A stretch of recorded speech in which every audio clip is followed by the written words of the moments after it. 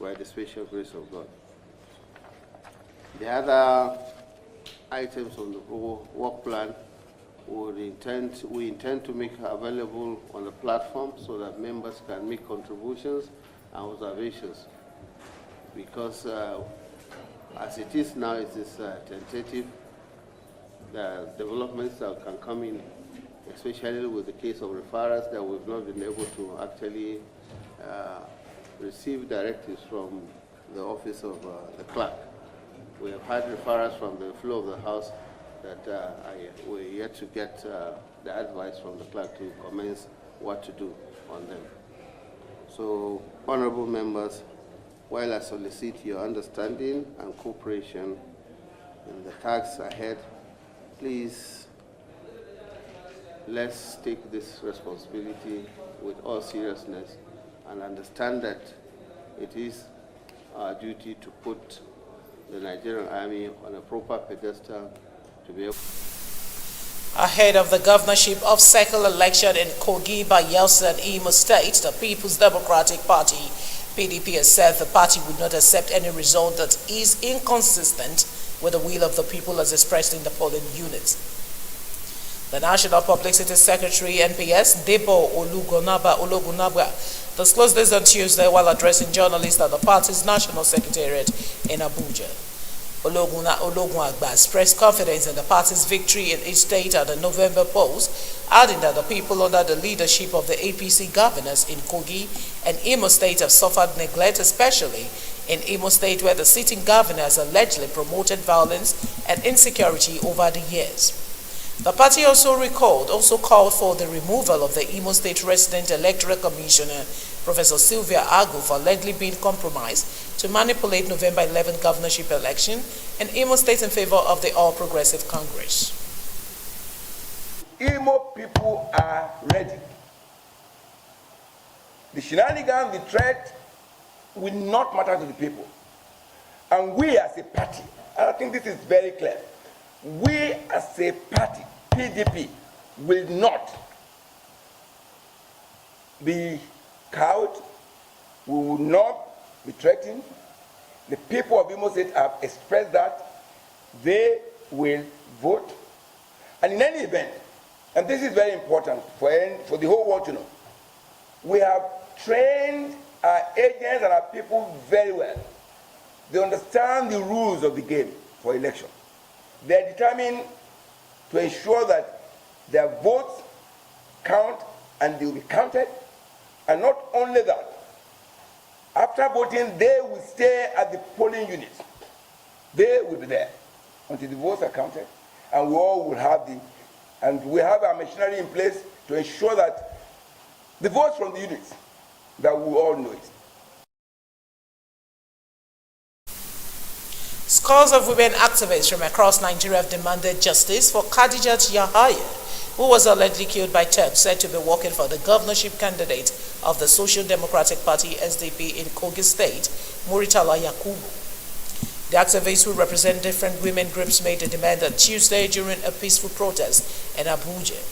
Co-convener Women Standing Together, WST Barrister Periagbe Ikpede, will address a newsman shortly after the protest, complained that after about 2 months of the sad incident, Khadijat killers were still walking the streets free, while nothing had been said about the police investigation into the matter or arrest of culprit, hence the basis for this protest.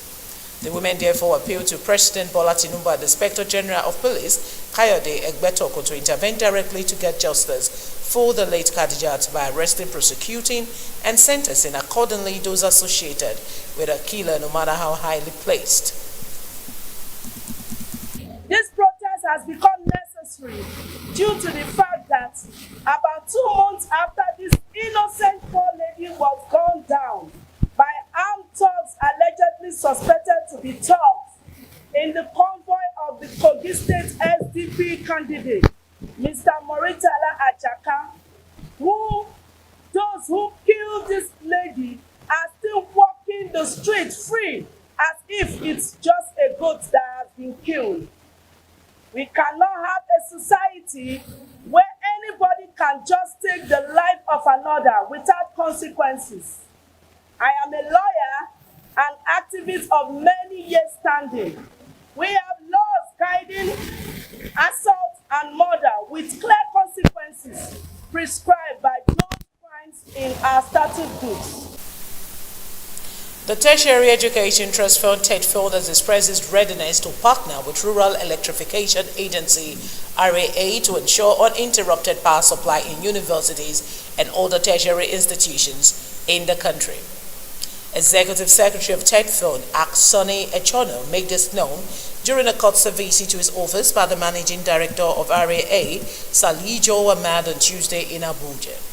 Correspondent Miriam Enakimon reports that Echono, who commended the Energizing Education Program, otherwise known as EEP, being implemented by RAA in selected universities and teaching hospitals across the country, said the importance of steady power supply in tertiary institutions cannot be overemphasized. While calling on RAA to revamp the project in some of the beneficiary institutions that have encountered challenges with the EEP, Echene said TETFund would explore the possibility of getting longer-term financing from African Development Bank (AFDB) for subsequent editions of the scheme.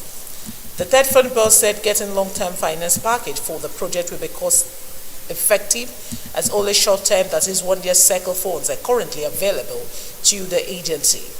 Earlier, the Managing Director of RAA, Salijo, said the EEP is aimed at providing sustainable and clean power supply to 37 federal universities and 7 university teaching hospitals across Nigeria. So if you can get long-term finance at affordable interest rates, it will enable us to do more, and then we can provide guarantees. I know some of the instruments we have sufficient liquidity to defray costs, and it will be easier for us to absorb and take it wholly by ourselves. Of course, there's also the third option. I think the federal government has done it before, but that we all sit together and work out an arrangement where it will be a specific intervention of the federal government. We can't achieve any of the objectives we set out for ourselves in the education sphere if we cannot at least guarantee on our campuses that specific and key infrastructure have constant supply of power. And the partnership with you will help us accelerate that process so that Nigerians will know that we are determined to solve this challenge of power, and we'll do everything that is possible for us to do so. So federal government had incidentally approved up to 37 federal universities.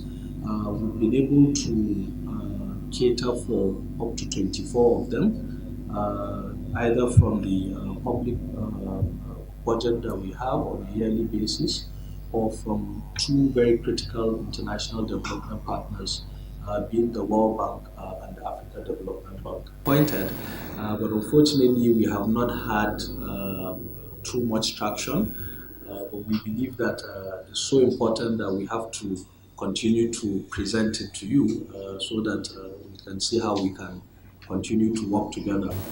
BUK, this is BUK that was commissioned sometime September 2019, where as we are at the moment, we have total capacity of up to including battery storage, up to about 8 megawatts. 7.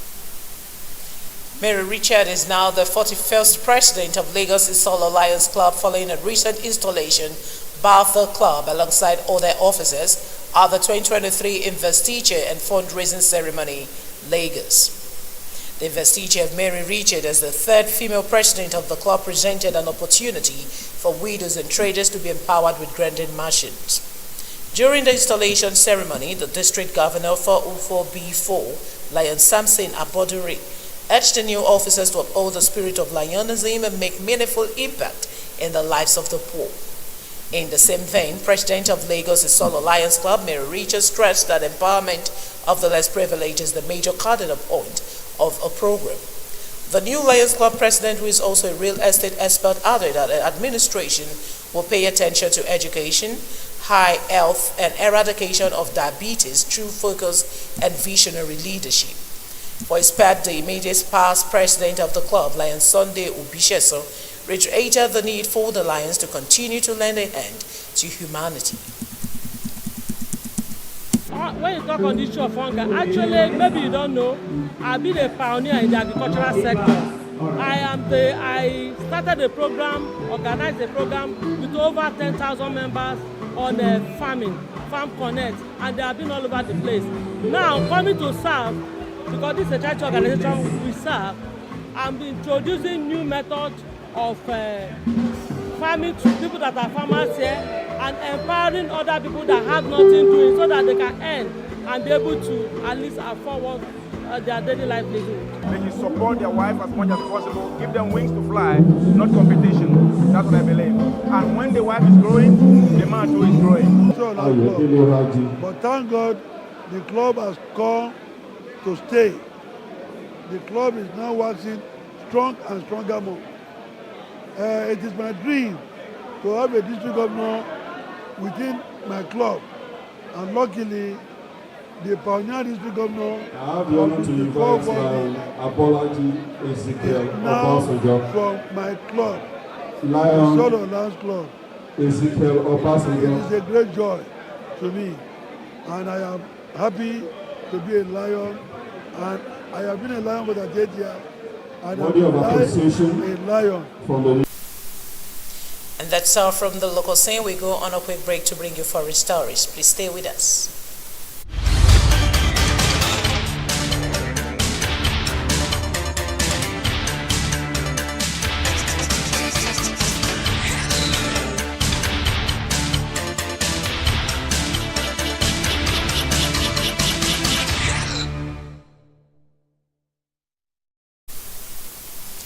Welcome back now to the foreign scene. The Egyptian former presidential hopeful Ahmed Al-Tantawi will face trial for circulating unauthorized endorsement forms for Egypt's upcoming elections, our campaign member right defender said Tuesday.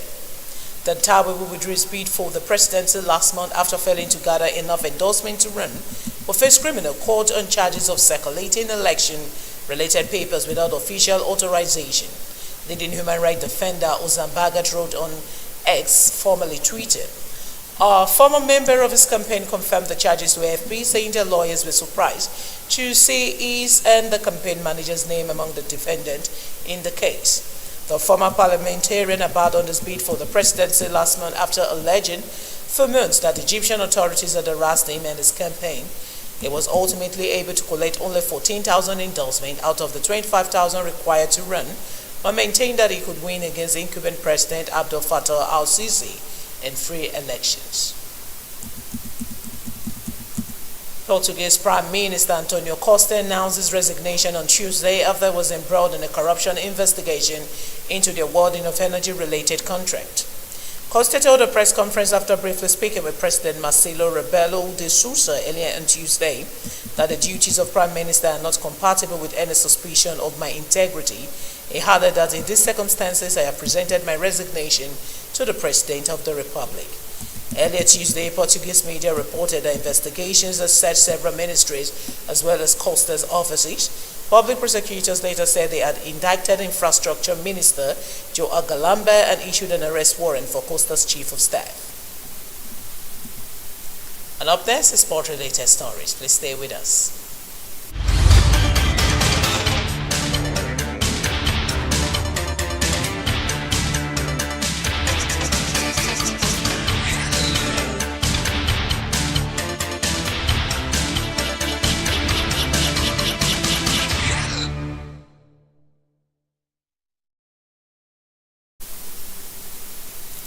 Welcome back now. Talking sport, Mikel Arteta says his standby is via outburst following Arsenal's defeat at Newcastle, pledging to talk loudly until he believes the situation has improved. The Gunners lost 1-0 at St. James Park on Saturday, their first Premier League defeat of the season, as Anthony Gordon scored a controversial winner for the host. The second half goal was checked for 3 separate VAR offences but survived them all to ultimately earn Newcastle the 3 point. The defeat left Arsenal fourth in the table, 3 points behind leaders Manchester City. Speaking after the match, Arteta said it was a disgrace that the goal was allowed to stand while the club issued a statement in support of their manager's forthright views. Asked on Tuesday if he would have done anything differently, the Spaniard said it was his duty to give a very clear and honest assessment of what happened in the game. And that's it on Mitv Primetime News. Many thanks for watching. My name is Teresa Ade, and you do have a great night. Good night.